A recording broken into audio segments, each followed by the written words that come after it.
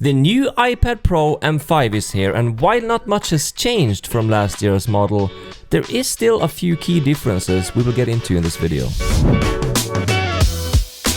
This is the 13-inch model in space black, and it's currently the only device alongside Apple Vision Pro and MacBook Pro equipped with the new M5 chip.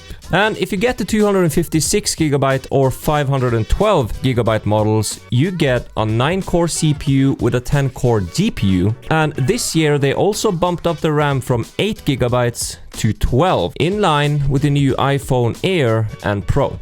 If you go for the 1TB or 2TB option, however, you get one extra CPU core and 16GB of RAM, same as the M4. We'll see how much difference that actually makes in a bit. Also in every model, the GPU now gets one neural accelerator in each core, like iPhone 17, which helps improve AI workloads, among other things. These boxes are getting very thin nowadays, by the way, and inside there's only a charging cable and some paper. No stickers and no charging brick. In Europe and UK, they actually stopped shipping the iPad Pro with a charger last year. And this year, even the new MacBook Pro doesn't come with a charging brick. Now, I do have to point out that here in Norway at least, the price on the iPad is actually $100 cheaper for every model.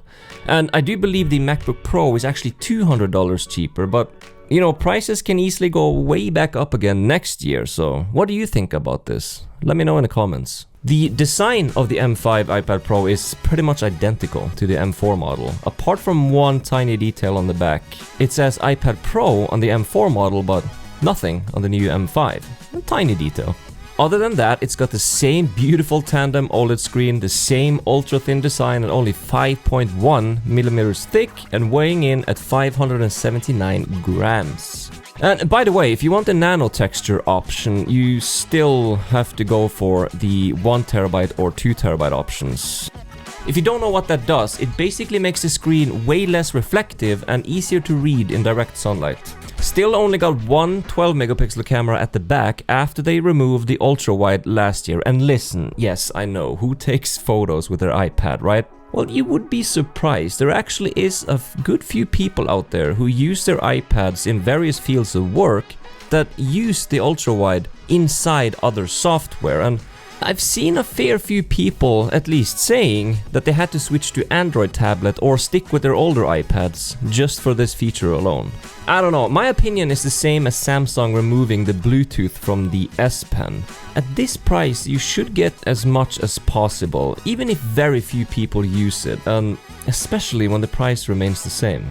The front-facing camera, which is also the same 12-megapixel camera as last year, keeps its landscape orientation, even though many rumors suggested we might get a second front-facing camera this year, one in portrait mode as well. I was really hoping for the new 18-megapixel center stage cameras that we got in the iPhones this year. Maybe next time.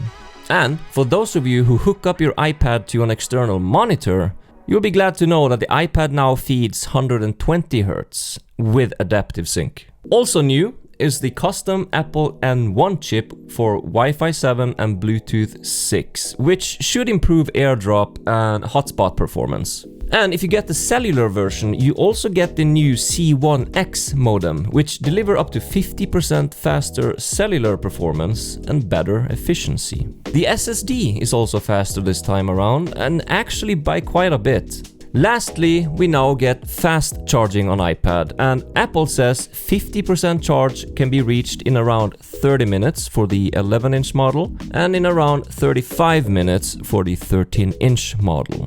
Alright, so let's talk about iOS or iPadOS for a bit. Normally, I wouldn't put this into an unboxing or review video, but I thought since the channel is new, I just want to throw my 2 cents into the mix while the benchmarks are running. Very often, people are saying they want the iPad Pro, at least, to become more like a Mac, even to run Mac OS. And here's what I think. While I do agree that the iPad Pro has the power to run desktop apps, I'm personally not too sure if that's the best idea.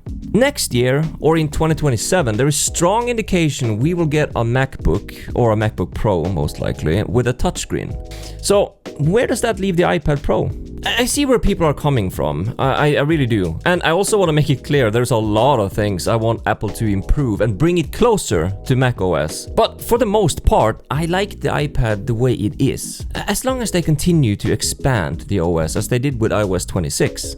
I use a Mac for most heavy work and editing, but the iPad is perfect for scripting, design work, and some light video editing on the couch. But here's the thing. The iPad Pro is also my handheld gaming device. I used to have a Steam Deck, but I sold it because I wanted a bigger screen, basically. So I thought, why not combine my work device with gaming? So that's also why I don't necessarily agree with the idea that it's too powerful either. Because even though it can run most AAA games pretty well, as we can see in the benchmarks, there's still a ways to go for a steady 60 FPS and even 120 in some titles. So for me, it can still be a lot more powerful to suit my needs. And I understand my use case is probably very rare, but as I said, I just wanted to offer a different perspective. That's it for this unboxing video. If you liked the video, please give it a thumbs up, subscribe if you haven't, and I hope to catch you in the next one. Take care.